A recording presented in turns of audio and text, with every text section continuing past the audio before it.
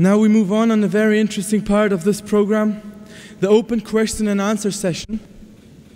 To analyze the topic Dawah or Destruction adequately for all our present here today, in the limited time available, we would like the following guidelines to be followed during the question and answer session. First, questions asked should be on the topic. Second, questions not relevant to the topic, including any general question on religion, will not be allowed. Third, kindly state your question briefly and to the point. Fourth, only one question at a time may be asked.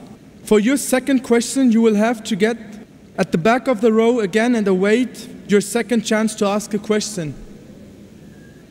Fifth, non-Muslim brothers and sisters will be given first preference to ask the questions. Sixth, 3 mics have been provided for the audience in the auditorium. The first mic in the front next to the stage on my left side, and the second in the middle aisle over there for the gents, and the third mic in the ladies section. Please stand in a queue at one of the mics if you wish to put a question to the speaker, and speak into the mic only when the mic handling assistants hand over the mic to you. We will allow one question at each of the mics in clockwise rotation. Kindly state your name and profession before putting forth your question. May we have the first question, please? As was mentioned by the coordinator, we'd request that if in the audience we have any non-Muslim brothers and sisters, we would give them the first opportunity. They are our guests today. And we'd request that in the audience, if there are any non-Muslim brothers and sisters, please come up on the microphone. You can jump the queue. And I request the volunteers that to give first chance to the non-Muslims. And non-Muslims can ask any questions on Islam and comparative religion. Even if they want to attack Islam, no problem. They want to attack the Qur'an, no problem. I'm young, I can take it. Any question? Any question, any clarification, any misunderstanding, this is your opportunity. You can ask any question on Islam and comparative religion. This is the opportunity. You can ask questions on Islam, on Christianity, on Hinduism. Please feel free. Even if it's a criticism, I can take it.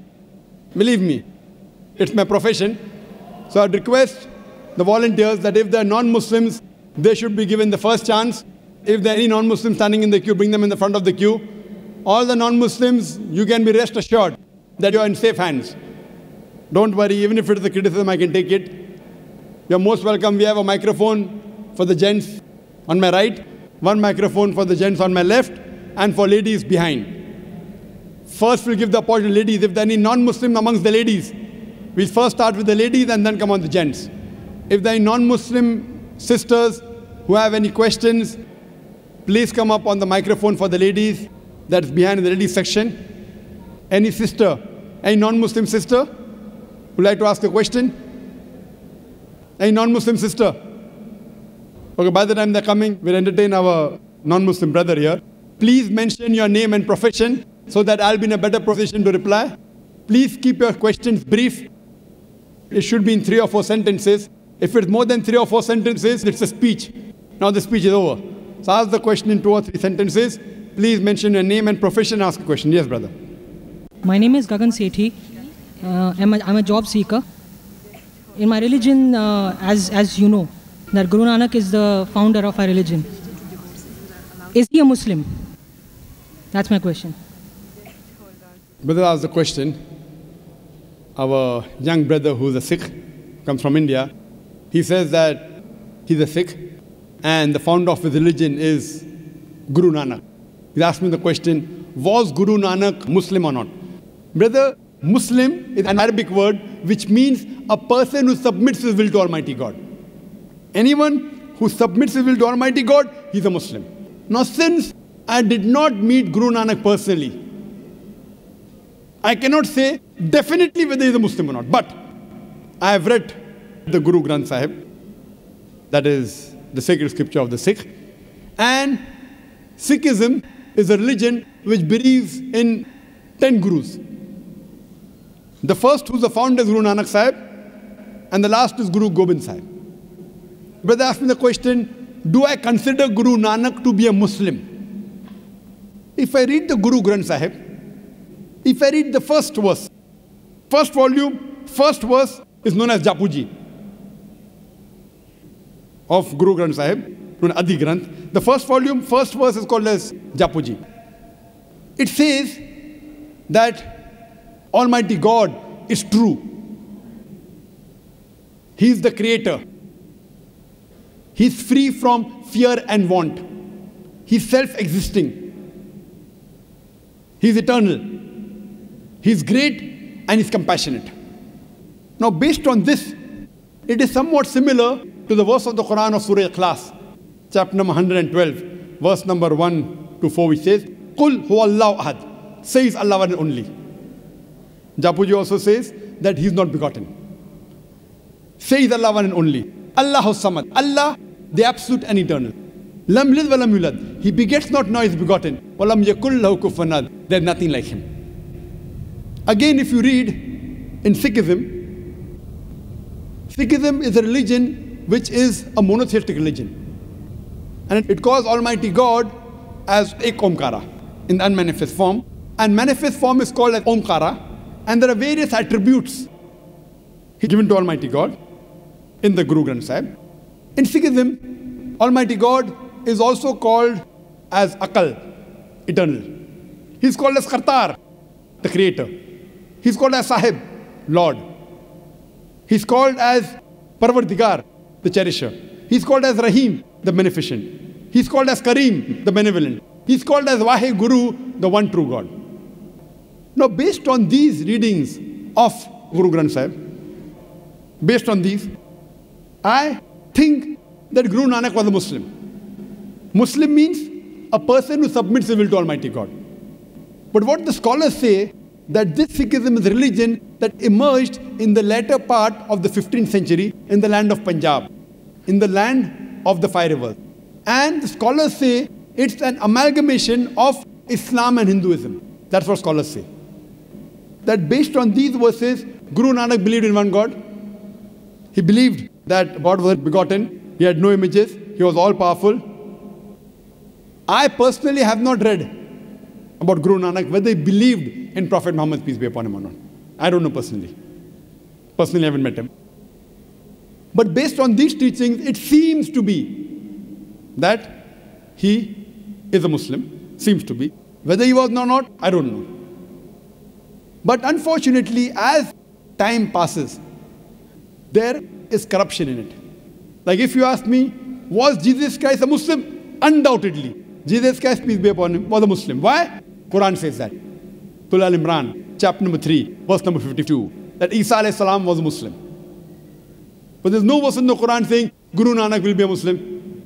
So based on the verse, but if I read the Bible, if I read verses of the Bible, what Jesus Christ says, it proves that he's a Muslim. But there are other interpolation in the Bible. There are concoction in the Bible which undoubtedly cannot be the word of God. So I cannot attribute this to Jesus Christ, peace be upon him. But if I check what is right, whether what the Bible says, because Quran says, I believe Isa alayhi salam was a Muslim. Abraham alayhi salam was a Muslim. Surah Imran chapter 3 verse 67. He was not a Jew or a Christian, he was a Muslim. So because the Quran clarifies, I've got no doubt. As far as Guru Nanak is concerned, because Quran does not clarify, but seeing the verses, I consider you may be he was a Muslim. But what you have to realize later on, as I said, there was corruption in the Bible. Even here what we find, that people have started worshipping the Guru Granth Sahib. Guru Nanak didn't say you have to worship the Guru Granth Sahib. They even have, if you go to the Sikh temple, other things which are deviations. So based on these deviations, I cannot say that they're Muslims. But go back to your scripture. If you go back to your scripture and believe in Almighty God, who's not begotten, who's one, who has got no images, and worship Him alone, then you will go back to the original faith, that is Islam. Hope that answers the question. May we have a question from the middle aisle? My name is Badi Panilag. I'm a Filipino and a Christian. I just want to ask Doctor regarding this Maryam. Maryam gave birth to Jesus, right? I just want to know if it is mentioned in Quran, how was Jesus given to Maryam?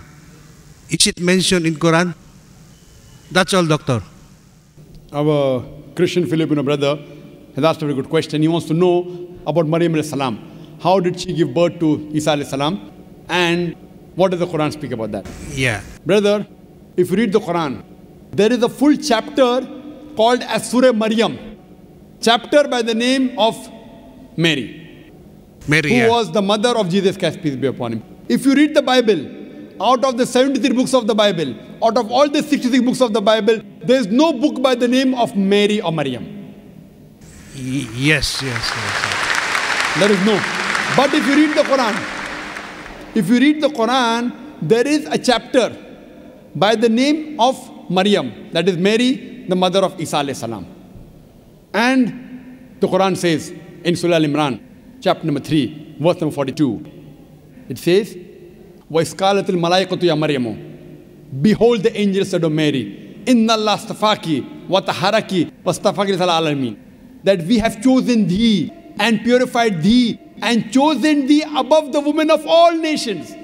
Imagine, this verse of the Quran was revealed to an Arab, Muhammad sallallahu alaihi wasallam, which says that Allah subhanahu wa ta'ala has chosen a Jewish woman, a woman above all the other women, and purified her. Actually it is bad marketing. The Jews were against the Arabs, and the audience of Muhammad sallallahu alaihi wasallam were Arabs. Now Muhammad sallallahu alaihi wasallam is saying that Almighty God has chosen a Jewish woman, Maryam alayhi salam, Mother Mary, as a woman above all the other women. This is what the Quran says. Women above the all nations. But this is a revelation from Allah subhanahu wa ta'ala. Muhammad sallallahu alaihi wasallam has no option. It is not his words. It is the word of Allah subhanahu wa ta'ala. That whatever is revealed to him, he has to believe.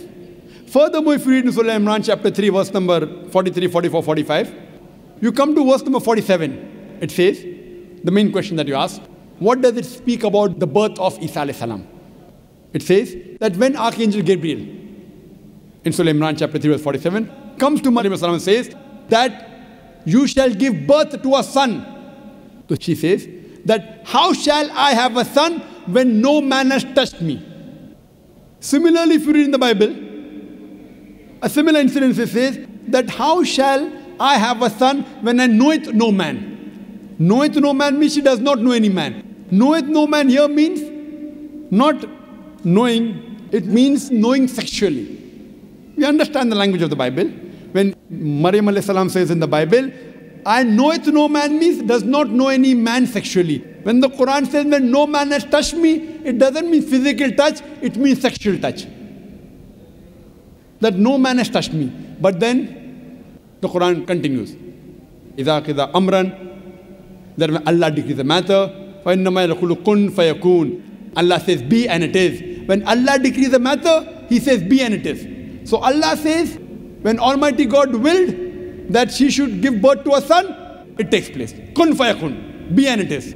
So the birth of Jesus Christ, peace be upon him, was a miraculous birth. It was a miraculous birth. There was no male intervention. That's why we believe that Isa alayhi salam was born miraculously without any male intervention. Further, when you go in Surah Maryam, chapter number 19, verse number 28 to 32 onwards, when Mary, Maryam alayhi salam, when she has the child, the newborn, Isa alayhi salam in the hand, people start alleging. They start insinuating her. And they tell her that, how come you have the son? You come from the family of Harun alayhi salam, from Aaron. How can you do such a low thing, trying to insinuate her that she did adultery? The people started insinuating her that this woman, without marriage, she had a child, insinuating that she did adultery. She was speechless, she could not reply. Immediately, Isa alayhi salam, from the arms of his mother, he replies and says that I am a messenger of Allah subhanahu wa ta'ala. He protects his mother and he replies, I have been sent as a messenger of Allah subhanahu wa ta'ala to give glad tidings on you. Now the first miracle done by Isa alayhi salam in the Quran is he speaks when he was an infant, few days old. He he speaks from the mother's arm. The first miracle done in the Bible is, if you read your Bible, that when there was a party and all the wine gets over. So the host is worried, there's no wine for the people. So Isa alayhi salam says, get water. And he converts water into wine. That was the first miracle. In the Quran, first miracle was, he protects his mother. And he supports his mother and speaks on behalf of the mother when he was in the arm of his mother, just when he was born. So this is how the Quran respects Maryam alayhi salam and uplifts her and calls her as the best woman amongst all the nations. No such title is given in the Bible. That's the reason I say we respect and love Maryam alayhi salam more than the Christians. We love and respect Isa alayhi salam, Jesus Christ, more than the Christians. Hope that answers the question. Thank you, Doctor. May we have a question from the ladies section, please? Hello. Yes, that's right. Hi, my name is Anna. I want to ask, what happens to non-Muslims who have never been exposed to Islam? And what if a non-Muslim says that the miracles of Jesus are bigger than the ones that Muhammad performed? Sisters asked two questions basically. What a non-Muslim who says, who has never been exposed to Islam, what happens to them? And secondly, if a non-Muslim comes and says that the miracles of Isa alayhi salam are greater, what happens to them? Point number one, if a non-Muslim comes and tells me that they have not been exposed to Islam, today, in this world of science and technology, it's difficult. Maybe if you asked this question 50 years back, it was possible. Today, in this age of science and technology, especially the media bombarding misconception about Islam, you're exposed to Islam, maybe the wrong Islam, maybe pseudo-Islam, that Muslims are terrorists, Muslims are fundamentalists, Islam is a religion of killing, it degrades the woman, it subjugates the woman. They may be exposed to Islam, but wrong Islam. Now what happens to a non-Muslim who's not exposed to the right teachings of Islam? I feel if a non-Muslim hears something in the media, or any human being hears something in the media, he should not take it for granted. The Quran says in Surah Hujurat, chapter 49, verse number 6, whenever you get information, check it up before you pass it on to the third person. Whenever you get information, it is important that the person checks up whether the information is right or wrong.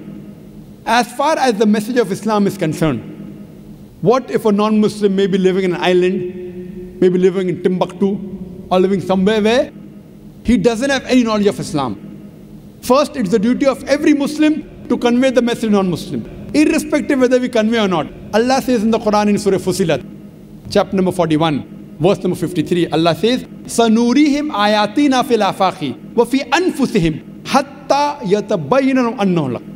That soon we shall show them our signs in the furthest regions of the horizons until it is clear to them that this is the truth. Allah says that He will show the signs to every human being before the human being dies. He will show His signs in the furthest regions of the horizons until it is clear to them that this is the truth. So Allah takes it up upon Himself that He will convey this message to each and every human being, whether he's born in a Muslim family or non-Muslim family, whether he's born in a Muslim land or non-Muslim land. Allah will give this message to every human being. That's the reason there were some surveys done in 1950 in two tribes. Now these two tribes, the Kapauku tribe and the Australian Aborigines, these two tribes did not come in contact with modern civilization till as late as 1950. When the researchers went and tried to find out what was their way of life, these people, they believed that God was one.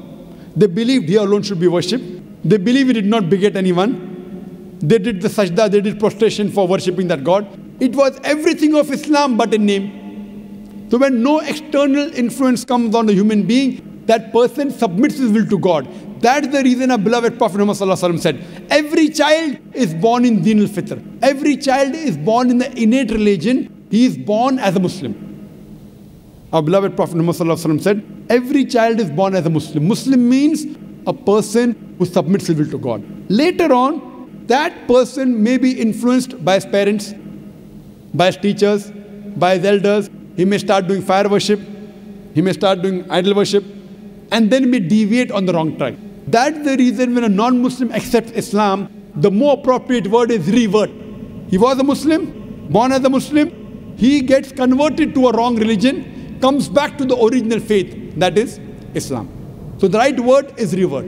So coming to your question, every child, if any child, if you take 3 children, one born to a Christian, one born to a Jew, one born to a Hindu, isolate these 3 children completely from any external influence.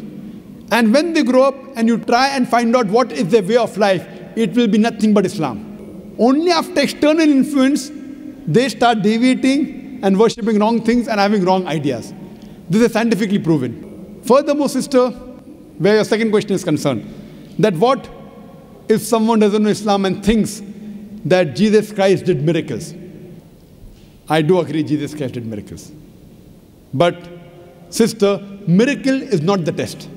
If you believe in Jesus Christ, peace be upon him, if you read in the Bible, Jesus Christ, peace be upon him, himself says, in the Gospel of Matthew, chapter number 24, verse number 24, he says that, for there shall arise many false Christ and false prophets, and will do wonders and miracles, and if it were possible, shall deceive the very elect.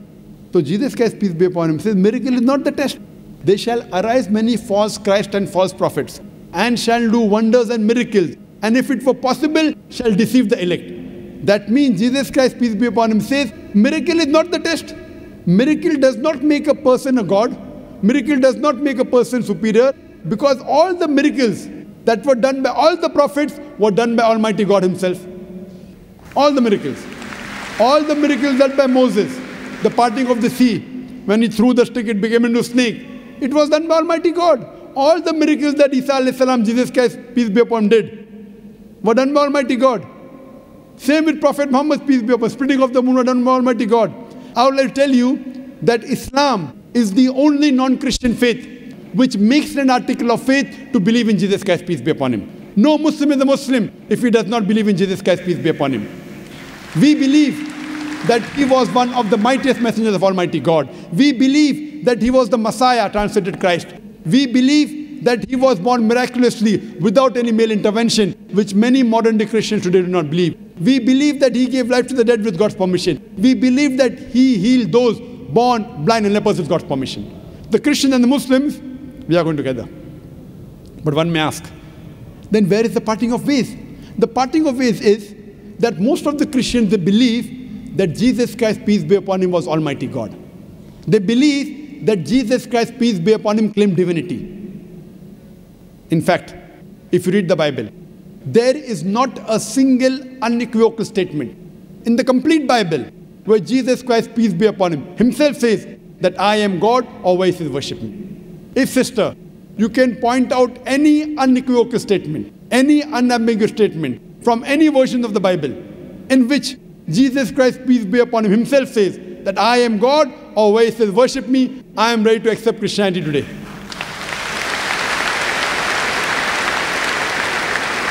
In fact, if you read the Bible, Jesus Christ, peace be upon him, said, it's mentioned in the Gospel of John, chapter number 14, verse number 28, Jesus Christ, peace be upon him, said, my Father is greater than I.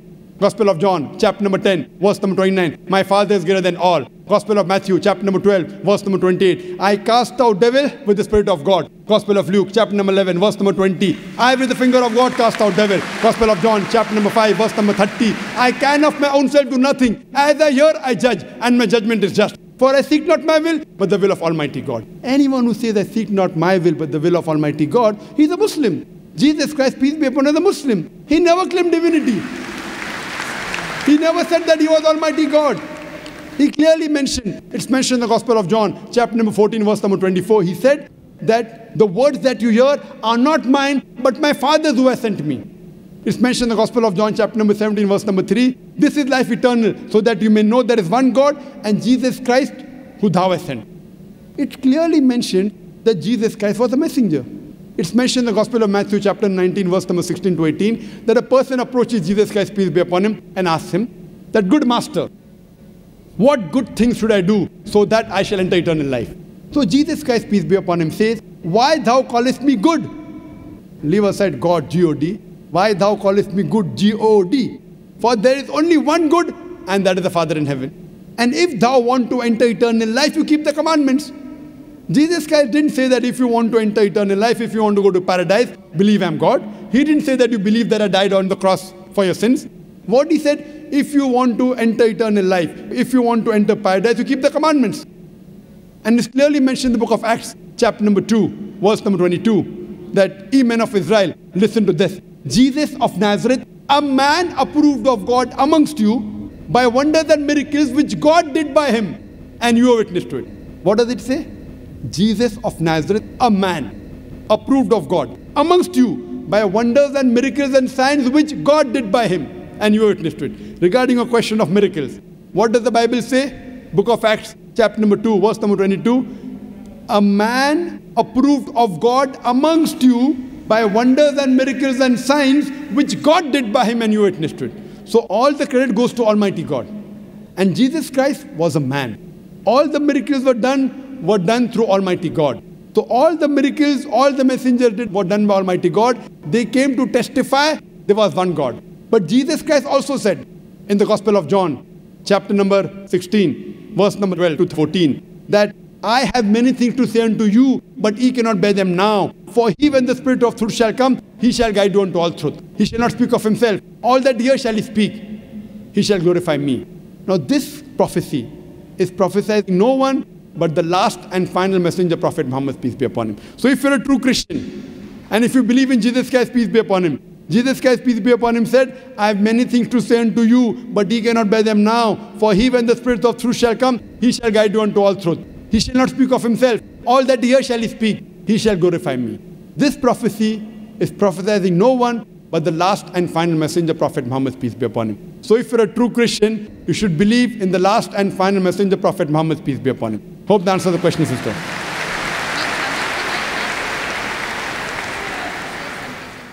May we move now to the first row? My name is Vinod. I'm a sales engineer. This is my question.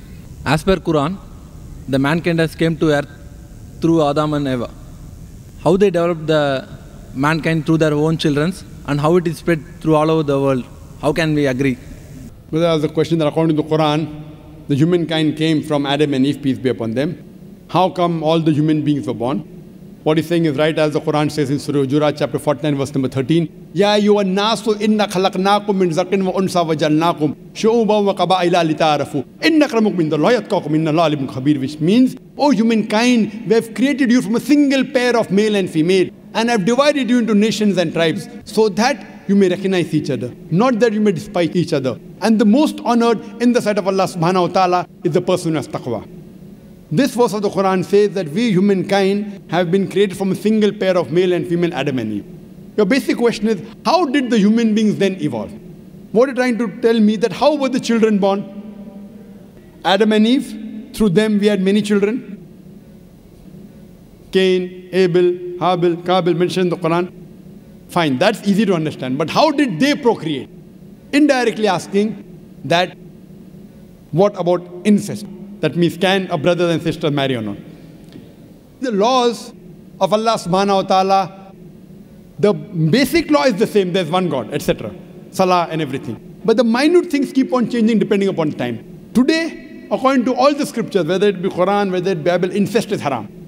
That means marrying or having sex with the blood brother sister is prohibited. But at the time of Adam alayhi salam, this was not the law.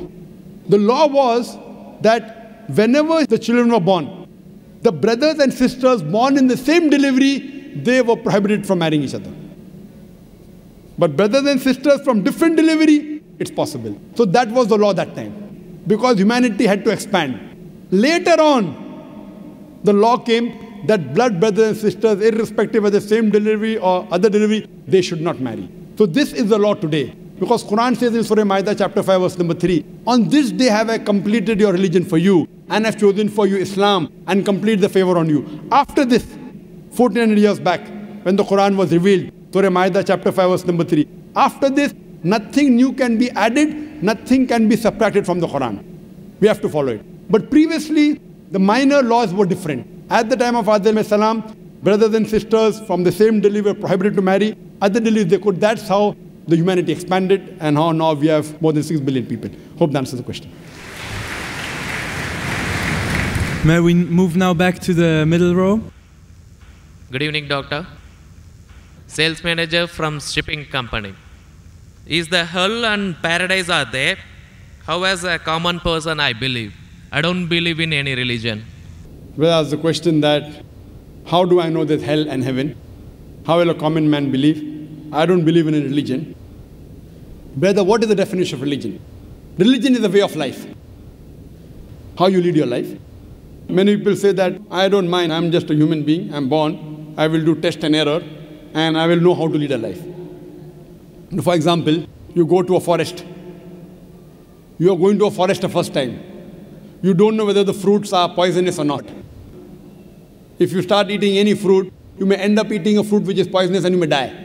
What do? You ask an expert. Right or wrong? When you get sick, who do you go to, brother? When you are sick, who do you go to? Why? The doctor is an expert in treating sickness, correct? You can't say, I am a human being, I will treat myself. No. That's what the Qur'an says in Surah Nahl. The Qur'an says in Surah Nahl, chapter 16, verse 43, and Surah Anbiya, chapter 20, verse number 7, فَاسْأَلُوا أَهْلِ الذِّكْرِ إِن كُنتُمْ لَا تَعْلَمُونَ. If you don't know, ask the person who is expert. Similarly, to lead a life, we have to ask the expert. Now, who is the expert? Who is the expert? The person who created us. Who created us? It's Almighty God. So, we have to follow the commandment of Almighty God. If you do not believe in Almighty God, you should listen to my video cassette, Is the Quran God's Word? Where I have proved logically and scientifically the existence of Allah subhanahu wa ta'ala. If you are an atheist, are you an atheist, brother? Are you an atheist? Pardon me? Are you an atheist? No. Not an atheist. So what do? Do you believe in God? Actually, I believe in the power. But fine. That means you believe in God. You want to call it power, you want to call it supernatural, you believe in God. It's like I believe something. Something. You don't know the name. That name is God. You may call it power, you may call it anything. If you don't believe in God, then you listen to my video cassette, Is the Quran God's Word? If you don't know who that power is, yet you listen to my cassette, Is the Quran God's Word? Where I have proven scientifically, undoubtedly, existence of Allah subhanahu wa ta'ala, and the Quran is the word of Almighty God. Now coming to your question, if you say about power, that means you believe in a religion. Because religion by definition, according to Oxford Dictionary, religion means a belief in a supernatural controlling power. Power word is there. That means you believe in a religion. Religion, according to Oxford Dictionary, means a belief in a supernatural controlling power, a personal God or gods that deserve obedience and worship. That means you believe in religion, you don't know the definition of religion. So don't say, I don't believe in religion. Religion is English word, brother. Religion is English word. If you open the Oxford Dictionary, it says, religion means a belief in a superhuman controlling power, and you believe in a power. Or a personal God or God that deserve worship or obedience. To know more about that power, you see my video because it is the Quran God's Word. Now coming to your question, basic question. How will I prove that there is hell and heaven? Now, if you hear my video cassette, I've proved many scientific aspects in the Quran. If you use science to the Quran, what we come to know that whatever the Quran has said today, 80% can be proved to be 100% correct scientifically. Quran speaks about various scientific facts, which we came to know recently. It speaks about astronomy. It speaks about the spherical nature of the earth. It speaks about the Big Bang. It speaks about the light of the moon is not its own reflected light. It speaks about the water cycle. It speaks about biology. It speaks about botany. It speaks about zoology. It speaks about embryology. All these things. Now, today is the age of science and technology. If we put this test of science to the Quran, what we come to know, 80% whatever the Quran has said is 100% perfectly correct. The balance 20% is ambiguous. Neither right, neither wrong. Out of the 20%, not even 0.01% has been proved to be wrong by scientific fact. It is ambiguous. So what my logic says, when 80% is 100% correct, and not even 0.01% of the 20% is proved wrong, so my logic says that inshallah, even that 20% will be correct. It's a logical belief.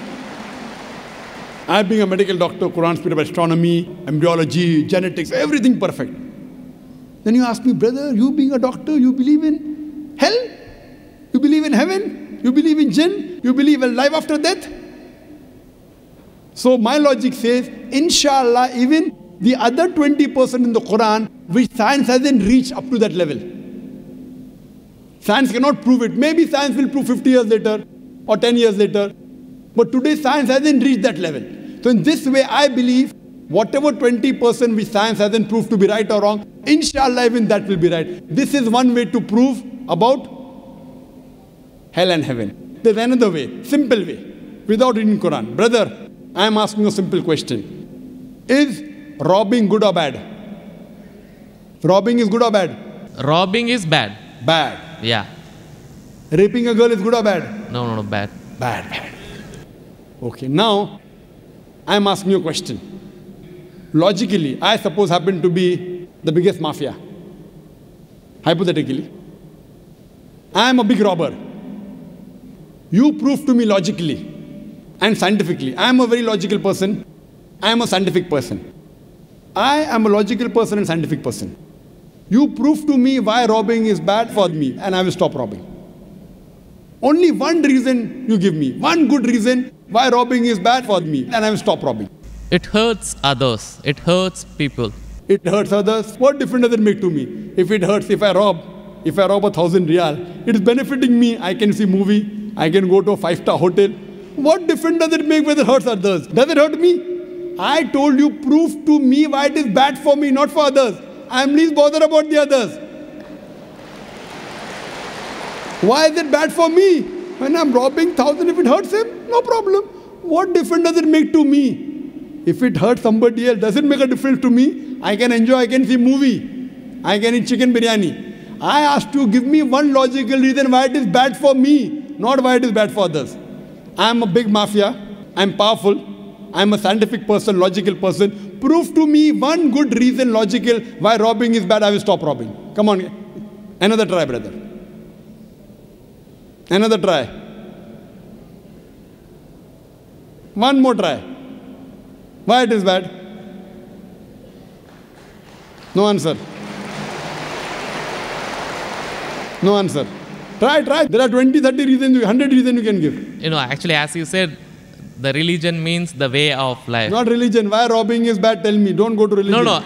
I'm coming to the point. No, not point. First tell me why robbing is bad. We'll come back to your point afterwards. I'll come to your point afterwards. When that is the way of life. Not way of life. Tell me why robbing is bad according to you. Why it is bad for me, I will stop robbing. Up to me, it hurts others. So, but what difference does it make to me when it hurts others? Does it hurt me? Of course, why it is bad for me, not why it is bad for others. Once we come to the society, we have to face them. Okay, once we come to society, you have to face them. I'm facing them. What's what? Why it is bad for me? The society won't respect us. What difference does it make whether respect or not? I can eat chicken biryani. I can go and see a movie. I can go to a 5-star hotel.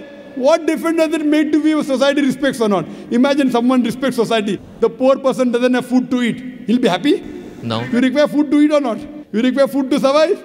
Only society respecting. The person is starving to death. In India, thousands of people are starving to death.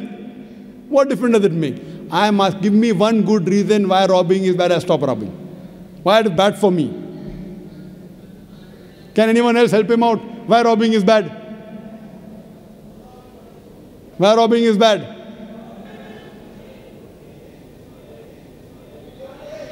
There are various answers. I'll help you out. You may say, police will catch you. Good logical reason. Police will come and catch you. Correct, right or wrong? Correct. But you didn't give I'm helping you out. But brother, I told you I'm a powerful mafia. The police is in my pocket. Ministers are in my pocket. Big mafia. See, all the top mafia, the police is in the pocket. They are on my payroll. The police is on my payroll. What will they catch me? Small robber like you should not rob. You will get arrested. I'm a top mafia. The police is on my payroll. Even the ministers are on my payroll. They are in my pocket. So small robber like you should not rob. Big mafia like me can rob. Another reason, I'll help you out. Maybe somebody will come and rob you. Yes. No one can rob me because I've got 100 bodyguards. All of them hiding behind the stage. Bodyguards. Small robber robs, somebody will rob him. No one can rob me because I've got bodyguards. Hundreds of bodyguards with AK-47.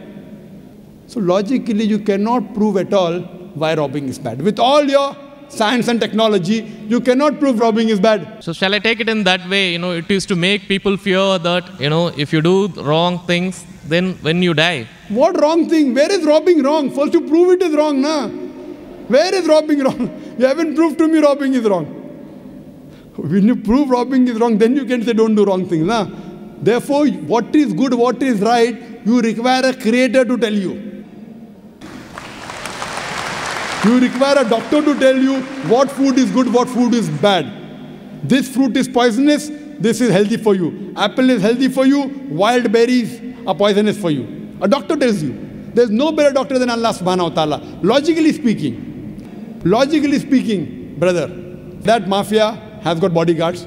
No one can harm him. And believe me, there are many examples. He dies a very comfortable death. But I am asking a simple question now, brother. Don't you think that there should be justice? Brother? Yes. Justice. Someone should punish him or not? Law is there. But the law cannot punish every human being here. Why? There are many mafias in Italy. There are many underworld people in India. And the law can't do anything to them. The law is in their pocket. But yet, you as a common man, don't you think you should be punished? Raping is good or bad? There are many people who rape. They rape the girls. No, nothing. The law cannot catch them. So don't you think he should be punished? Yes or no? Yes. But there are many people you see in this world who are big mafias. They die comfortable, that they are rich, they are millionaires. There should be some justice. The reply is given by Creator. Surah Al-Imran, chapter number 3, verse number 185. Allah says, Kullu nafsin dha'iqatul maut. Every soul shall have a taste of death. But the final recompense will be on the day of judgment. This life is just mere chattels of deception. If there is no life after death, this life is of injustice. What we say, that the total justice would be on the day of judgment. Our Creator Almighty God will give justice. I tell the person, fine, you may be a big robber. For example, you are that mafia, now I am a Muslim. No one can harm you. Police is in your pocket. Then I ask you, justice is required? Yes. If someone robs you, no one can rob you, agree. But don't you feel there should be justice? There are many robbers, there are many evils, there are many criminals who go scot-free. Unless there is life after death, you cannot prove robbing is bad. You cannot prove raping is bad. Unless there is life after death, no humanity, no book on humanity, no Mother Teresa, no Mahatma Gandhi can prove robbing is bad without the concept of life after death. Because I am asking you a question. Hitler, history tells us Hitler incinerated 6 million Jews. How many Jews? 6 million. 6 million. Suppose the law catches Hitler. What punishment can you give Hitler so that you can compensate for he has burnt 6 million Jews alive? Can you give him any punishment? Brother. We have to put him in jail till his life death. Okay, will it be equivalent to burning 6 million Jews? Is burning better or putting in jail better? It's burning is, of course. So maximum you can do is burn him alive. But that will be equal to 1 out of 6 million. What about the remaining 5,999,999 people? What about that? What justice is your Lord going to do? But the Qur'an says in Surah Nisa, chapter number 4, verse number 56, as to those who reject our signs, we shall cast them in the hellfire, and as often as the skins are roasted, we shall give them fresh skin so that they shall feel the pain.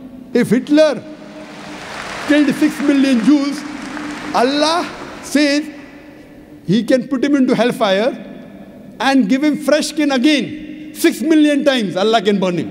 Not here, in the hereafter, in the hell. So only way I can prevent Hitler from killing 6 million Jews is tell him that here you kill 6 million Jews, Allah will burn you 12 million times in the hereafter. You can't give him that thing here. What you realize, without the concept of hell and heaven, you cannot prove robbing is bad. You cannot prove raping is bad. That's the reason our Creator Almighty God, who has created the human beings, He tells us what is good, what is bad for us. And He tells us the rules and regulations. This is called as religion. So first you have to find out which book is the authentic book which has been revealed by this Almighty God. And when you do research, you will come to it, that is the Qur'an.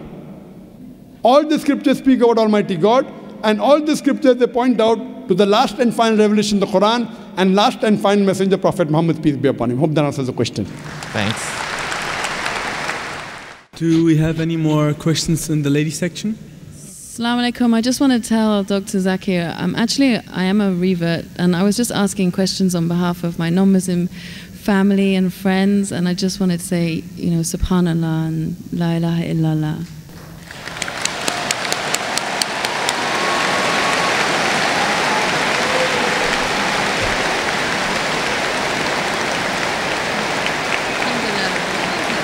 That's why I said you have to say what you have to say.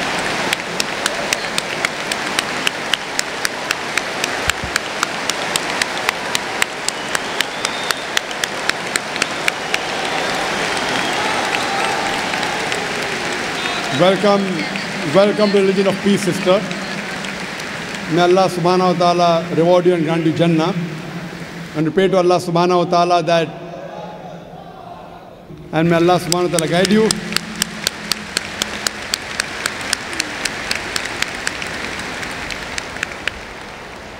And if you have any questions, sister, regarding to help your other family members come back to the right faith, to revert, you're most welcome to ask any questions, sister. And if you have any clarification, you're most welcome.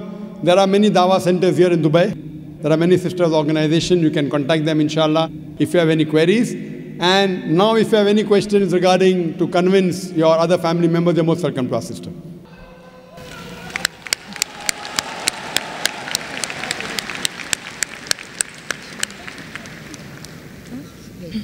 Good evening, Dr. Zakir Naik.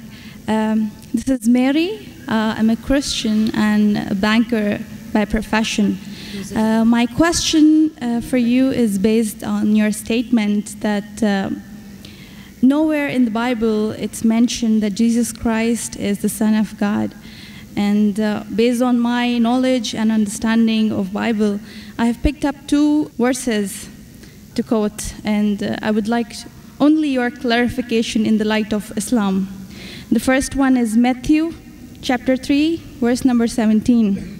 And blow a voice from heaven, saying, "This is my beloved Son, in whom I am well pleased."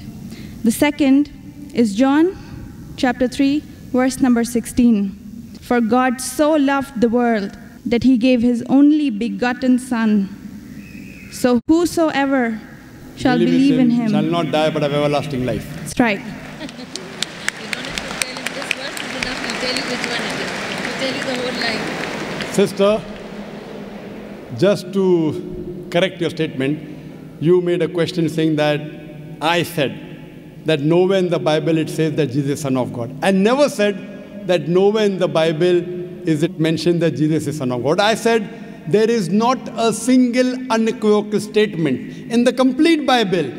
There is not a single unambiguous statement in the complete Bible where Jesus Christ, peace be upon him, himself says that I am God, or where he says worship me. I never said the Bible does not say Jesus is Son of God. What I said, there is not a single unambiguous statement, not a single unequivocal statement in the complete Bible where Jesus Christ, peace be upon him, himself says that I am God, or where he says worship me. If you point out any such 2 statements, I am ready to accept Christianity. If your question assumes that Son of God means Jesus is God, very well I'll reply to your question. Many Christians think that just by the statement Son of God means Jesus is God. Sister, do you know in the Bible, Adam is Son of God, Ephraim is Son of God, Israel is Son of God. God has got sons by the tons in the Bible. That means you haven't read your Bible, sister. So do you mean to say all of them are gods? Is Adam God? Is Ephraim God? Is Israel God? No. Son of God, sister, is a statement used if you read Romans chapter number 8, verse number 14. All those that are led by the Spirit of God, they are sons of God. Means if you follow the commandment of God, if I follow the commandment of God, I am a son of God. In this way, undoubtedly, Jesus Christ, peace be upon him, verily is the most beloved Son of God. Meaning, he is following the commandment of God. I have got no problem at all. If you say Son of God means persons who follow the commandments of God, like it's mentioned in Romans, all those who are led by the Spirit of God, they are sons of God. If I follow the commandment of God, you follow the commandment of God, we are called children of God. very innocent statement, no problem. So as far as your Matthew is concerned, 3:17 I've clarified. Now coming to your second quotation of Gospel of John chapter 3 verse number 16.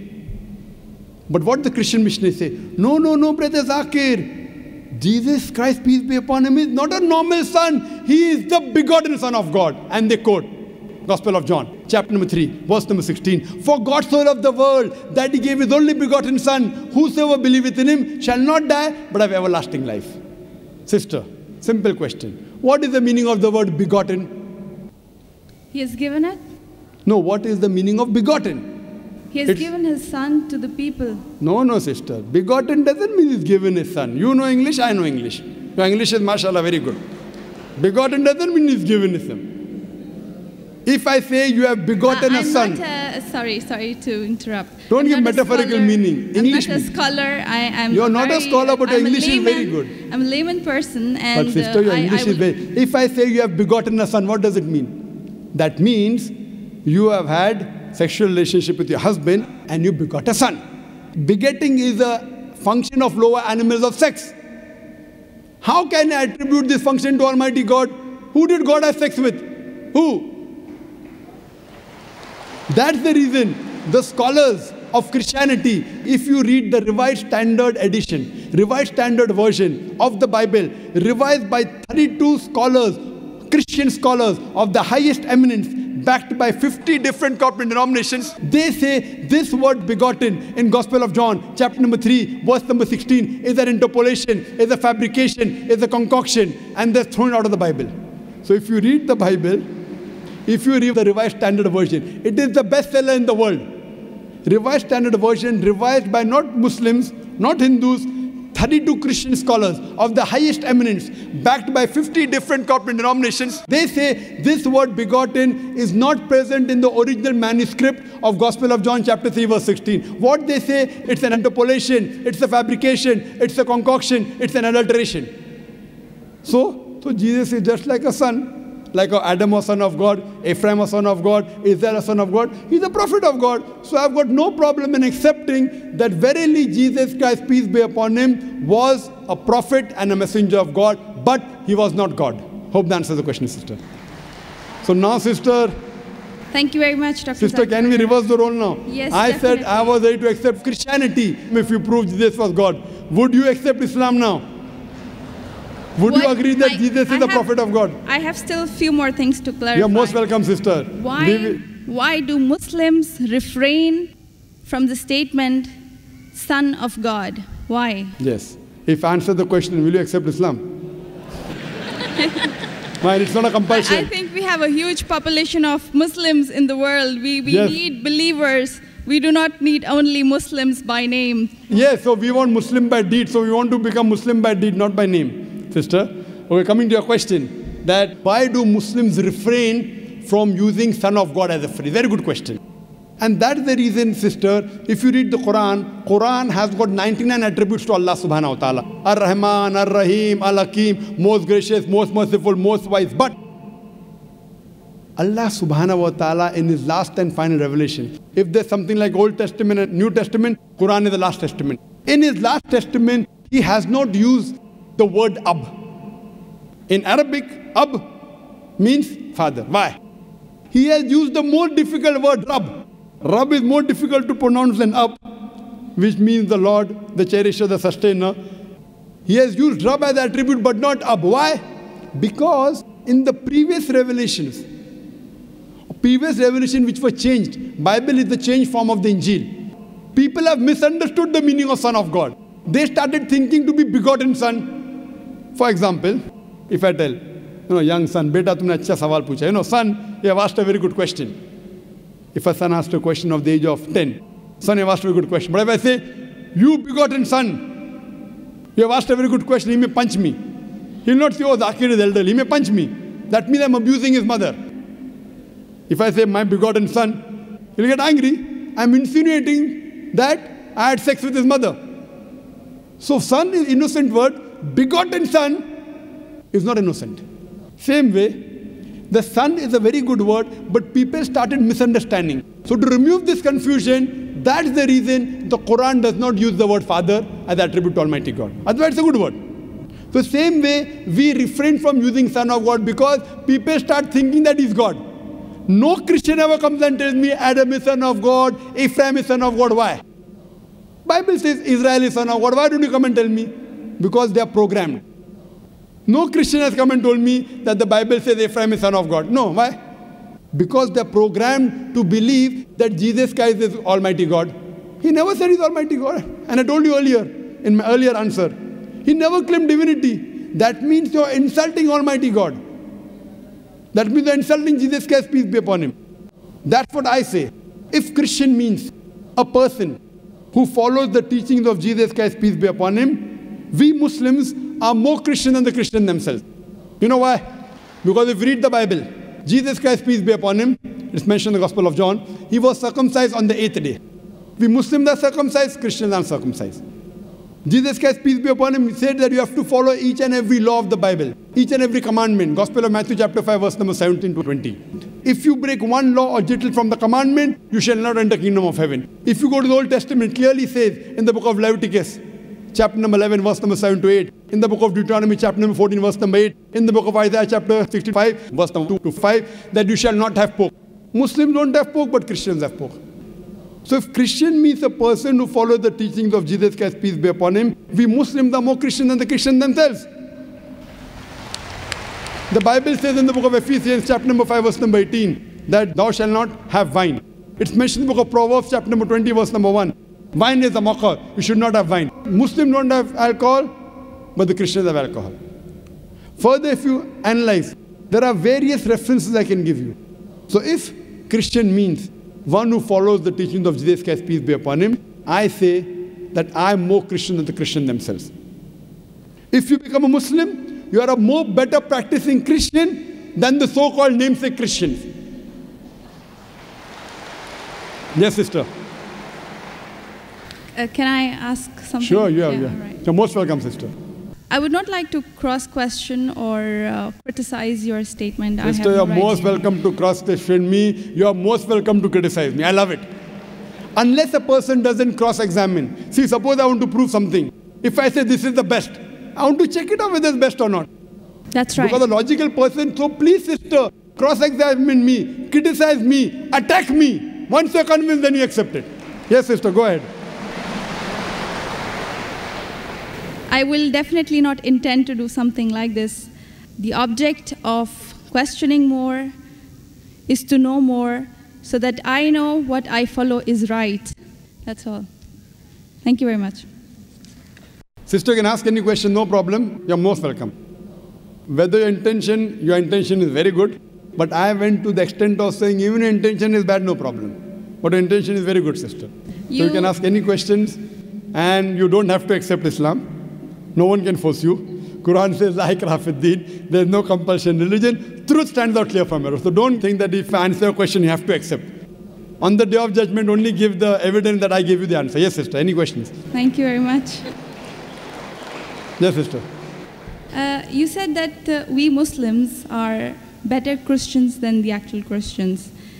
So the complete statement I made, if Christian means a person who follows the teachings of Jesus Christ, peace be upon him, we Muslims are more Christian than the Christians themselves. Yes, sister, your question. But this is not a layman statement. I do not have a specialized knowledge of Islam and as well as Christianity. And you can ask the doctors of divinity whether I'm saying is right or wrong. Yes, sister.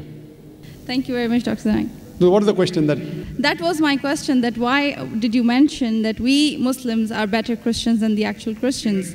When I said that, why did I say that? I think this is beyond my thinking, that why would a Muslim call himself a Christian? No, correct. Why? Because we love Jesus Christ, peace be upon him. We love him more than you. We love him, we respect him, we revere him. But we don't worship him. The reason I said this because I love Jesus Christ, peace be upon him. I respect him, I revere him, but I don't worship him. Because he never told me to worship him. If he would have told me to worship him, I would have worshipped him. So that's the reason I say, if Christian means a person who follows the teachings of Jesus Christ, peace be upon him, I'm more Christian than the Christians themselves. Because I love Jesus Christ, peace be upon him. I respect him, I revere him, but I don't worship him. So hope that answers the question, sister. Thank you very much. Is there any more questions? here, over here in the front. Went to heaven or hell. Like how we can feel this guy went to heaven, this guy went to hell. And if it is there anybody seen or felt is went to heaven, he went to, like the other will see and come to know, yes, he went to heaven, he made mistakes.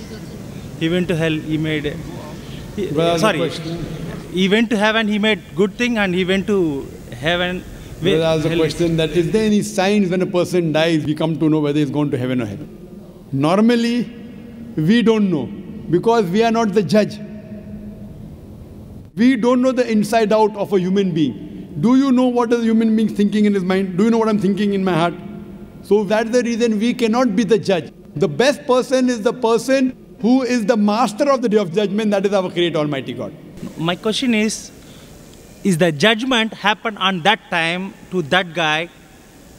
That means he passed away, he is not alive, he's gone. Though the next time, that time is the judgment for him. Are we able to see, or can I cannot say that many physical changes might be hands or eyes or something else which is specialized, especially we can notice. Brother, someone appears for the test. Suppose there are 100 students, you are one of the students, correct? Now when you stay for the full year, you come to know this student is intelligent, this student is average, this student is weak. So you being one of the students in 100 students, you can make an assumption. This student will come out first class first, correct? This student will get second class. That student will fail, correct? Can you make or not? Yes. Can you make an assumption? Why? Because they have lived for one full year with your colleagues. He write exam, he get passes. Wait. Can you make an assumption? Not at all. Assumption that this student will come out first class first because he answers very well. It's not possible. I'm not asking you judgment. Can you make assumption means, assumption you can make or not? You can assume something. Yes. Why? Because that student always answers. Whenever teacher asks a question, that student answers. So hopefully he will come out first. You can make an assumption, correct? Yeah. One student average, one student never answers, fail. Assumption. He writes an examination. You assume, he will come out first. But the teacher hasn't corrected. Without teacher correcting, he has come out first. Can you say that? No. You can assume this person will come out first. So after a person dies, it's like a person has given the examination. But until the results are out, you cannot say for sure he has come out first. You can assume. If I ask you how many marks you got, can you say? No. You can assume he'll come out first. Can you tell me the exact number of marks he has got out of 100? Can you? Nobody. No. What you can say? He'll come out first. You know, may get 90, 92, 95, but you cannot say exactly. Why? Because the results aren't out. Similarly, when a person dies, by looking at his deeds, you can assume this is a good human being. He did not rob. He believed in one God. He did not associate partners with God. Inshallah, he will go to heaven. This person, he used to rob, he used to cheat. He never believed in God. He did idol worship. He will go to hell. But real result will come to know after the day of judgment when the results are out. So, the Quran says that Almighty God is the master of the day of judgment. All the human beings who have died, they will be raised up again on the day of judgment. Right from the first human being, Adam, peace be upon him, till the last human being. All will be resurrected together and then will the judgment be given. So what you assume may be right, may be wrong. The exact mark says, therefore when a person dies, you can assume, God willing, inshallah, he will go to heaven. God willing, inshallah, this person, used to do shirk, he used to associate partners, he used to rob, he used to rape, he used to cheat, he will go to hell. You can assume. Similarly, if God wants to forgive someone, shirk he will never forgive. Quran says in Surah Nisa chapter 4 verse 48, Surah Nisa chapter 4 verse 116, if Allah pleases, he may forgive any sin, but the sin of shirk he will never forgive. If you associate partners with God, if you do idol worship, God will never forgive you. So I as a person can only say 100% a person will go to hell as if he has done shirk. If he dies as a mushrik, if he dies associating partners with God and not believing in one God alone, then I can say for sure he will go to hell. All the other human beings, if he does some sin, if Almighty God wants to forgive him, he may forgive him, but we don't know now. We'll only come to know the day of judgment. Hope that answers the question. May we move to the ladies section? Are there any more non-Muslim ladies who have a question? Please go ahead. Good evening, doctor. My name is Rose, telephone operator. As a Christian, I believe that Jesus was created by God, our Creator, and was born through miracle. One of my friends, he is a Muslim, and he requested me to read the Holy Quran, and I got interest of it.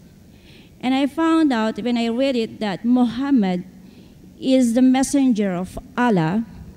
And my question is, how Muhammad he was born? Is it through miracle also? Sister asked a very good question. She says she's a Christian, she's a telephone operator, and she knows that Jesus Christ, peace be upon him, was created by God. Perfectly right. He was born miraculously by the help of God. Perfectly right. When she read the Quran, she came to know that Muhammad is the messenger of God, sallallahu alaihi wasallam. She's asking, how was Muhammad sallallahu alaihi wasallam born? Sister, Muhammad sallallahu alaihi wasallam was born naturally. He had a mother and father. He was born naturally. He was not born miraculously. But if someone tries to say that because Jesus Christ, peace be upon him, had no father, therefore he is Almighty God, if this is your understanding, that Prophet Muhammad, peace be upon him, had a mother and father. Jesus Christ had a mother but no father. So if that makes him a God, then the reply is given in Surah Al-Imran, chapter 3, verse 59. Inna masala Isa in the like of masala Adam. Khalaqa min turab, summa qala lahu kun fayakun. The similitude of Jesus in front of Allah subhanahu wa ta'ala is like Adam. He was created from dust and said, be, and it was. If you say that Jesus is God because he has no father, then Adam, peace be upon him, is a greater God. He had no mother and no father.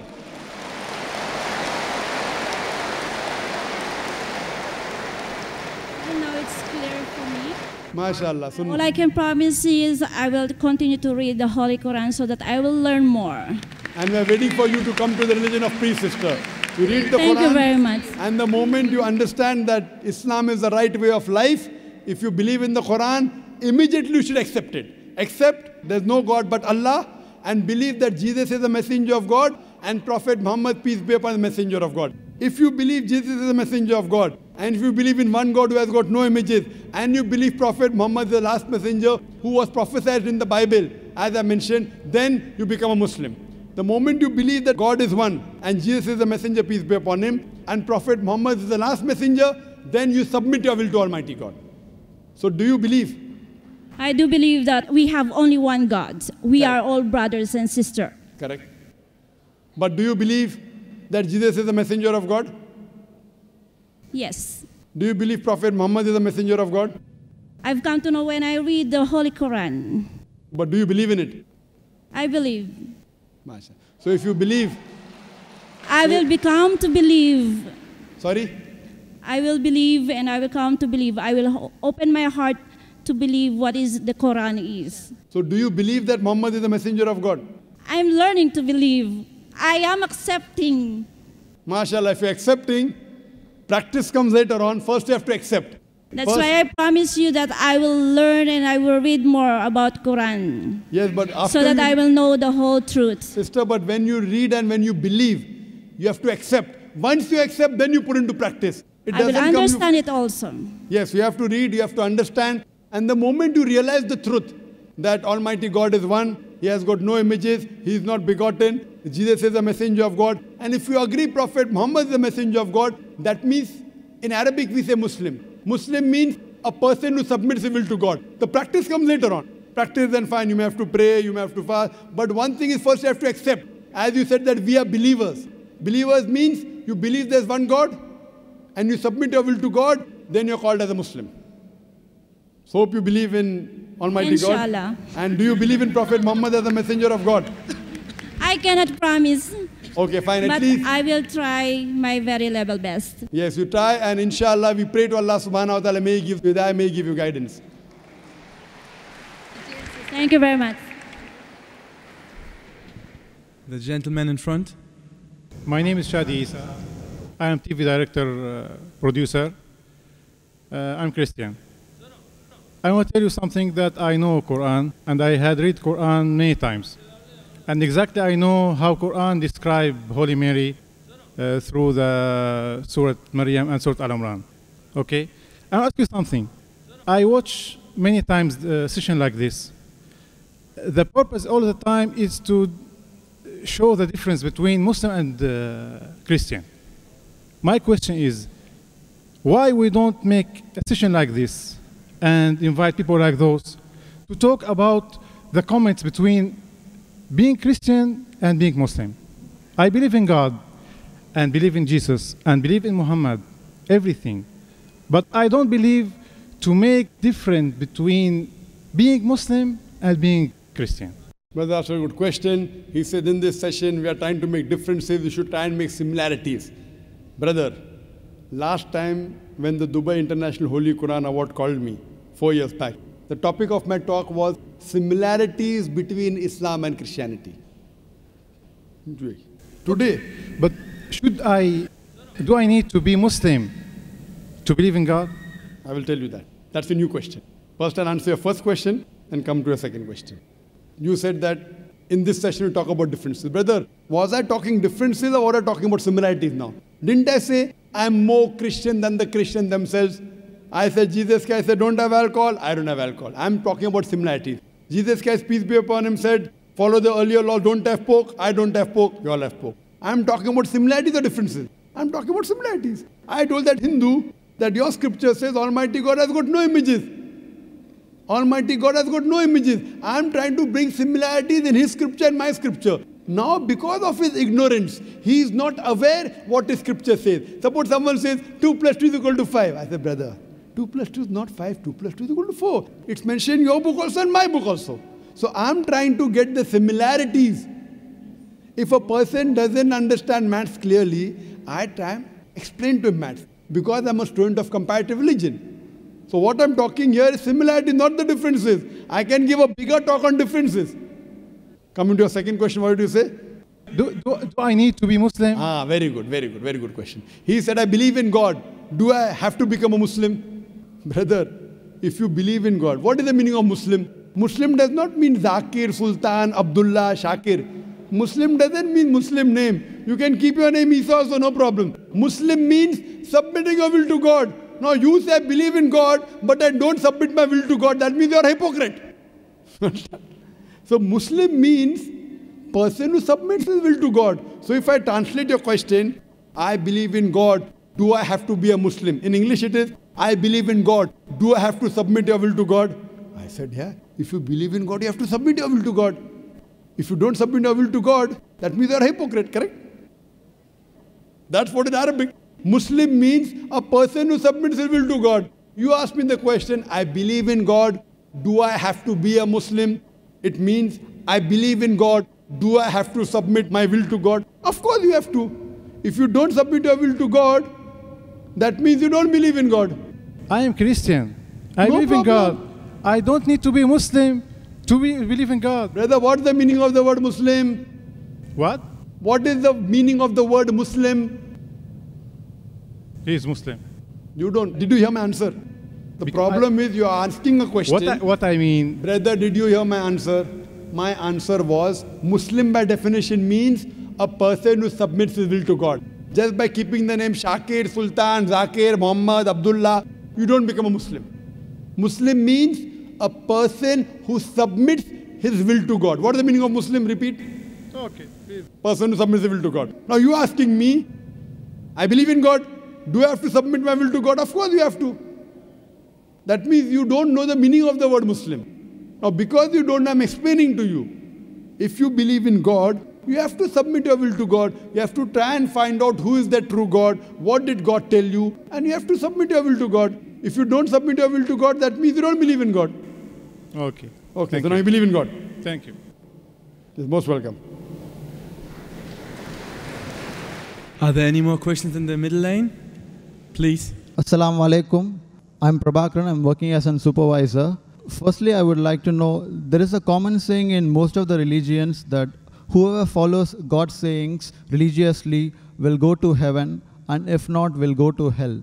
Taking this into consideration, I would like to know what will be the status of non-Muslims on the day of judgment. Secondly, I would like to know the importance of the holy month of Ramadan for the benefit of non-Muslims who have come here.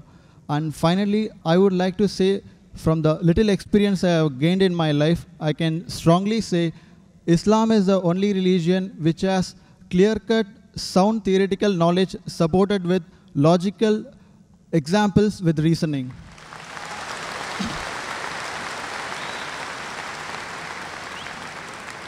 The brothers asked 3 questions or 3 statements he had made.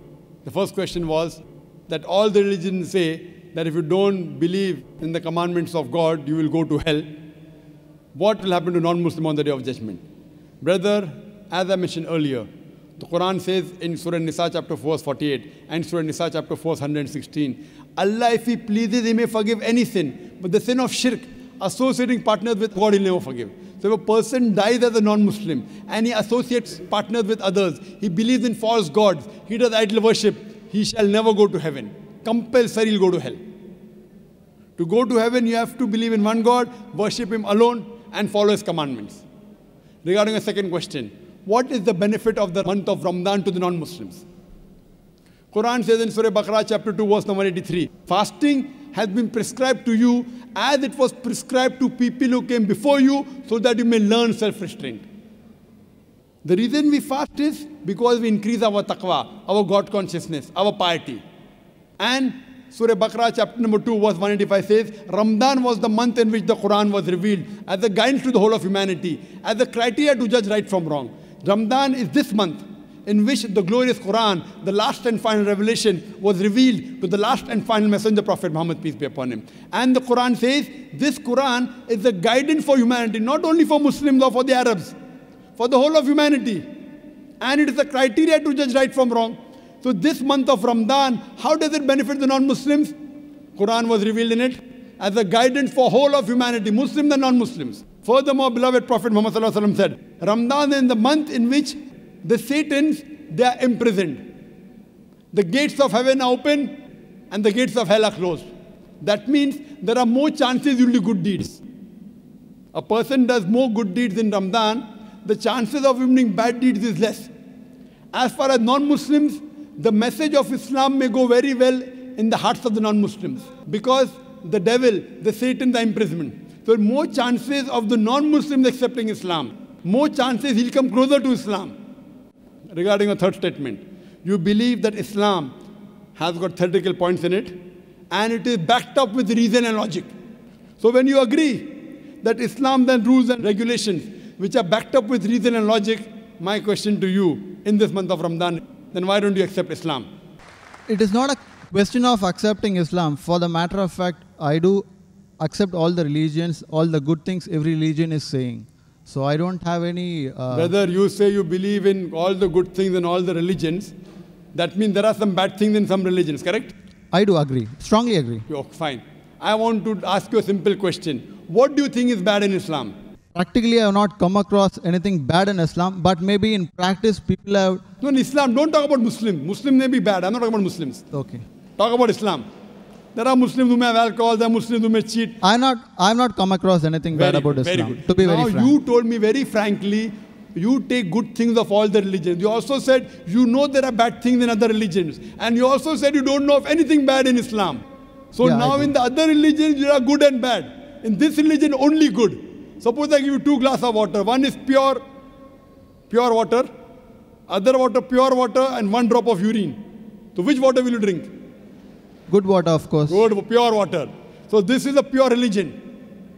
Absolutely pure, without adulteration. Now, when I realize it is pure, when you are thirsty, you will drink the pure water. No, I believe it is pure, but I won't drink it. It doesn't make sense.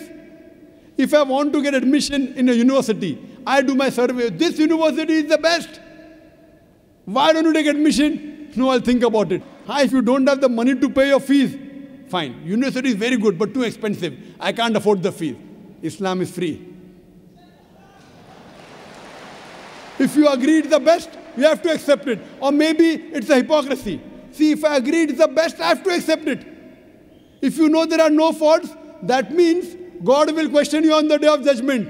If you agree, God gave you the message in your heart, it is the best religion. Why don't you accept it? See, if you agreed it's the best, it's illogical. It's illogical not to accept it. If you think there's something bad, I will clarify your misconception now. If you agree it's the best religion, if you agree it's the most logical, unless you are illogical. If you are logical, you have to agree the most logical religion. Unless you consider yourself to be illogical, brother. You know, sometimes, brother, emotions. What will my mother say? What will my father say? What will society say? Muslim! So these things may prevent you from accepting. I agree. It's difficult. It's not easy, brother. But if you are logical, if you are scientific, you have to accept what is best. Therefore, I say, if someone proves to me any religion better than Islam, I will accept it. If someone proves to me today, anytime, there's any religion better than Islam, I am ready to accept. If someone proves to me Christianity is better, I am ready to accept Christianity. Someone proves to me Hinduism is better, I am ready to accept Hinduism. I am not just talking. I have discussions with the doctors of divinity, with the top Christians. I am not a scholar, I am a student. I consider myself to be a student of comparative religion. But I have dialogues and discussions and debates with the top scholars of Hinduism. You know the most popular Hindu speaker is Sri Ravi Shankar. Have you heard of him? Very much. Yes, he agreed with the Quran. I'm a big fan of him, in fact. You are a fan of him, mashallah. Have you seen my debate with Sri Ravi Shankar? No, I've not seen. So you should see the debate with your hero, Yeah. Sri Ravi Shankar, Sure. and the student of comparative religion. Inshallah, if I get an opportunity, definitely. Yes, and since you agree, even he agreed that God has got no images. He agreed in the truthfulness of the Quran. Unfortunately, he didn't accept it. You know why? If he accepts, he will lose all the following. I agree. You agree. Do you have a following? Do you have a following, brother? No, I don't have any following. Very good. So what will you lose? Maybe some friendship, maybe some relatives. It's difficult. It's difficult. But if you know the truth, you should accept it. There's nothing wrong about it. Actually, so far as of now, I have not thought of about this because this is the very toughest and hardest thing in life to make. Think today in the month of Ramadan. You ask me, how does it benefit non-Muslims? It benefits the non-Muslims in opening the heart towards the truth. So I request you to think it over. If not today, yet you have another 3 weeks. Another 2-3 weeks you have till the month of Ramadan. If not today, except in the month of Ramadan, it will benefit you. And inshallah, I can tell you that inshallah, if you accept Islam, all your previous sins will be forgiven. 100%. So today if you accept Islam, if suppose you die today, I can tell for sure you will go to Jannah. I'm not sure about myself, but about yourself I can tell you. Because the moment a person accepts Islam, all his previous sins are forgiven. If you accept Islam and if something happens to you today, I don't know about others. Inshallah, you'll go to Jannah. Thank you very much. So I'm waiting for your acceptance, brother. Is there any more questions? Here, over here in the front. I wanted to know about the Kaaba. I had a question about the Kaaba. I mean, what is its significance scientifically and logically? And why do Muslims circle around the Kaaba? Brother asked a very good question. That what is the significance of Kaaba scientifically, logically? And why do Muslims circle around the Kaaba? Now, many non-Muslims think that we Muslims worship the Kaaba. It is? That's wrong. Correct. I'll give that answer and even come to a scientific answer. I will club both together to answer you and the other non-Muslim misconception. The thing is that Kaaba is the Qibla. The Quran says in Surah Baqarah chapter number 2, verse number 144, that wherever you are, pray in the direction of the Kaaba. In Arabic, direction means Qibla. So Kaaba is only for direction. For example, today if you have to pray here, some will say let's face south, some will say north, some will say east, some will say west. Where do you face? So for unity, we face towards one direction, Kaaba. So Kaaba is our Qibla. No Muslim ever worships the Kaaba. And when the world map of geography was drawn the first time, it was the Muslims who do the world map first. It was Al-Idrusi in the year 1154 who do the world map. And when the Muslims do the world map, they had South Pole on top, North Pole down, and the Kaaba in the center. Later on, the Western cartographers came and they turned the map upside down, North Pole top, South Pole down, yet the Kaaba is in the center. So whichever part of the world you are, if you are staying in the north, you face towards the south. If you are in the east, you face towards the west. If you are in the west, you face towards the east. If you are in the south, you face towards the north. All Muslims throughout the world, they face in one direction, Kaaba. Kaaba is the Qibla. Now when we go for Umrah, or when we go for Hajj, when we do tawaf around the Kaaba, we circumambulate. Why do we circumambulate? Basically because of our God creator, because Muhammad sallallahu alaihi wasallam said we did it. You ask me logically what's the reason? Though it's not mentioned in the Qur'an or Hadith. If I as a logical person wants to think, why do we circumambulate? The reason I can think is, every circle has got one center. We circumambulate around the Kaaba to testify there is one God. Because circle has got only one center, doesn't have two centers. We circumambulate to testify there is one God. And the statement of Hazrat Umar, may Allah be pleased with him, the second Khalifa of Islam, which is mentioned in Sahih Bukhari, volume number 2, in the book of Hajj, chapter number 56, hadith number 675. The second Khalifa of Islam, Hazrat Umar said, this black stone, pointing at the Hajar Aswad, the black stone in the Kaaba, this black stone can neither benefit me, can neither harm me. I am kissing it only because my Prophet kissed it. This statement proves that no Muslim ever worships the Kaaba. Furthermore, at the time of the Prophet Muhammad, there were Sahabas who stood on the Kaaba and gave the azan. No idol worshipper will ever stand on the idol he or she worships. So this proves that the Muslims don't worship the Kaaba. Kaaba is only the Qibla, it's only a direction. Hope that answers the question. Do we have any more questions in the middle lane? Are there non-Muslims like to ask a question? Any of the microphones? Any non-Muslim like to ask a question, then come on the microphone, they're most welcome. Anyone in that queue? Any non-Muslims? Any non-Muslim like to ask a second time also, they're most welcome. Till the time the non-Muslims come on the microphone, we can take questions from the Muslims. Yes, brother. Assalamu alaikum, Brother Zakir. I'm working for Burj Dubai for hotel. But actually, I'm always thinking for hotel working is halal or haram. That is biggest hotel for in Dubai. But always I'm thinking for the, and I'm long time is working for the hotel industry. And please you can, thank you. Brother, the question, I work for a hotel, working in hotel is haram or halal. If the activities in the hotel is halal, it's allowed. If the activities are haram, it's not allowed.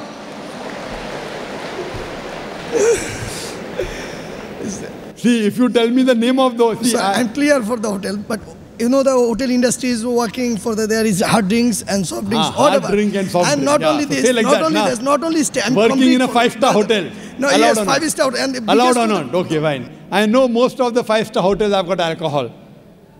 So working... And I'm clearly, please sir, actually all the 5-star hotel I'm never included, but my hotel is hard drinks. Hard drinks? 5-star hotel? Supplying is some sector, but what I'm is not... What's your position? Sorry sir, I'm not working for the hard drink sector, I'm working in the front office. Front office, oh, front office, yes, that's better. That's why I'm always thinking... Fine. Now the brother asks, if you're working in a hotel industry which serves alcohol, if you're serving alcohol yourself, it is haram to work there. But if you're working in any other sector which is not involved in haram activity, front desk can have haram also. Because I'm told, you know, front desk, if you see to the hotel, you know, we say, that family hotel hai, family hotel. You know? So if it's a non-family hotel, working in front desk also may become haram. So if it's a family hotel where everything is clean and all, you're working in the front desk, if there's alcohol served in a 5-star hotel, the alcohol income is a small percentage. The alcohol income in the hotel is a small percentage, maybe less than 5%. If you're working in the front desk and yes. you're not involved in serving alcohol, not involved in any haram activities, yes, and working is no problem. I'm not serving alcohol. Working there is no problem. You think your income is coming from a halal portion. Because the alcohol may be less than 5%. Think your portion is from the halal. You told me all 5-star hotels serve alcohol. I disagree with you. Last time when I came to Dubai, 4 months back, I was the guest of Jumal Majid. And he kept me in his hotel Taj.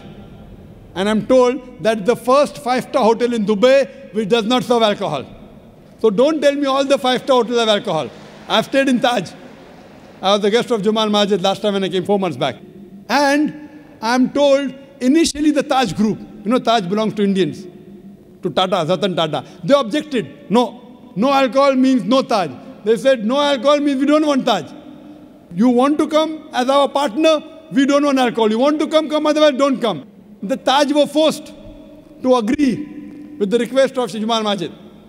MashaAllah, and now I'm told it is one of the most expensive, most wanted hotel without alcohol. Alhamdulillah. So don't tell me all the hotels, I do agree, almost all the hotels outside Saudi Arabia or those countries where alcohol is banned, they do have alcohol. But if you are the owner, you can very well put your foot down. And believe me, he's doing better business than most of the other 5-star hotels. So you do it for Allah subhanahu wa ta'ala, Allah gives you business. So coming back to your question, if you are not involved in any haram activity, if you are working in the other section of the hotel industry, and the hotel industry, the haram portion is a small percentage, you think your income is from the halal portion. Hope that answers the question. Thank you, sir. May we move on to the sisters, please? If there are any more questions. Assalamu alaikum again. This is Haifa and I'm a business student. My question is it permissible for a Muslim lady to make public talks for dawah if she wears hijab? If no, what are the other options? Thank you.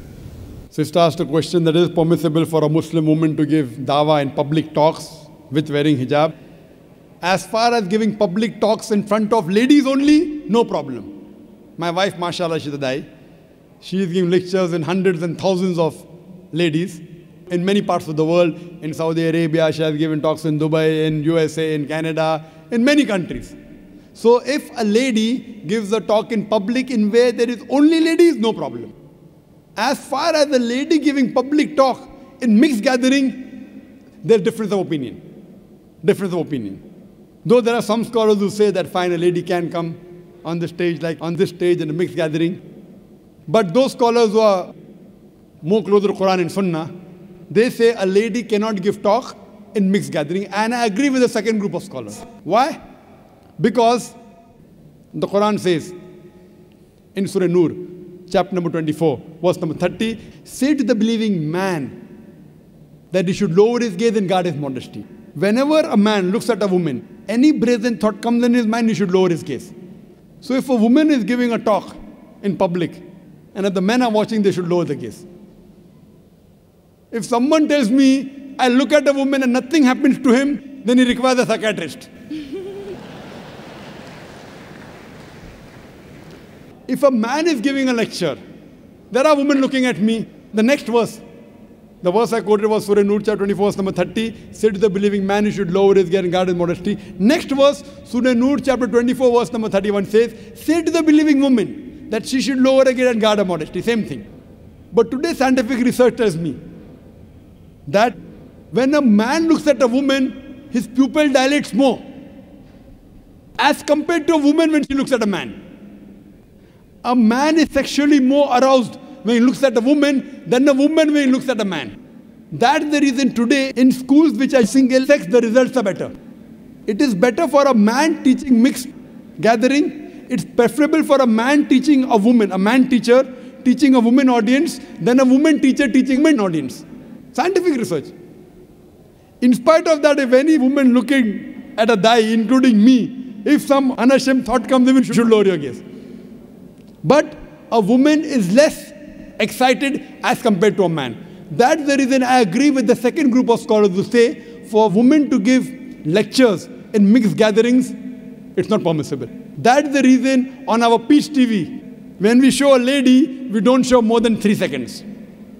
I mean, there's no mention in the Hadith and Quran, why 3 seconds, why not 2, why not 5? It is our ijtihad. Even though they're modestly dressed, maximum we show is for 3 seconds, so that it does not let the gents get excited. So, sister, I agree with the second group of scholars. How should they do dawah? It is not compulsory for a man or woman to come on the stage to dawah. Sister, you can do dawah on the internet, you can do email, you can do dawah writing books, no problem. While doing dawah, preferable man does to a man, woman to a woman, male to male, female to female. In some countries I go, a man, a Muslim dai, talking to a non-Muslim girl in closed doors, doing dawah. Our beloved Prophet Muhammad said, "Na mera man and a woman alone in a closed room, the third person is the devil." Even I cannot do dawah to a woman one-to-one, no. We have our dawah center in IRF, Islamic Research Foundation. We have a gents wing doing one-to-one dawah to gents, ladies one-to-one ladies.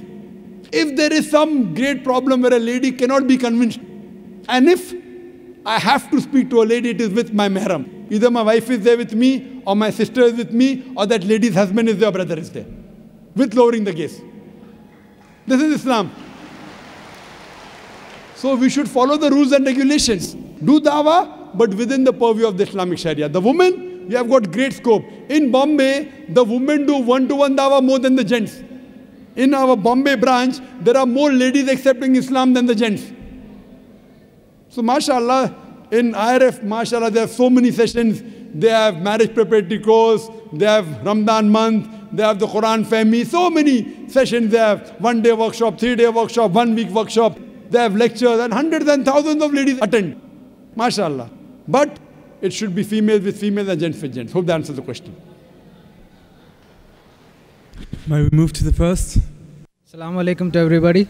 My question to Brother Zakir Naik is regarding dawah to a special Hindu friend of mine.